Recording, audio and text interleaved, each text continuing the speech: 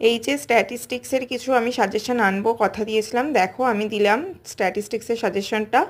তো গ্রুপ এর এই শিক্ষার রাশিবিজ্ঞান হচ্ছে গ্রুপ এর একটা চ্যাপ্টার। তো তোমরা শিখন কৌশল আর এইটা ভালো করে প্র্যাকটিস করবে, যে কোনো দুটো অ্যাটেন্ড করবে। যদি অঙ্ক নিয়ে কনফিউশন থাকে তাহলে কোয়েশ্চেন লিখে আসবে, আর যদি মনে করো অঙ্কতে তুমি ফুল মার্কস পাবে তাহলে অঙ্কটা অ্যাটেন্ড করে আসবে।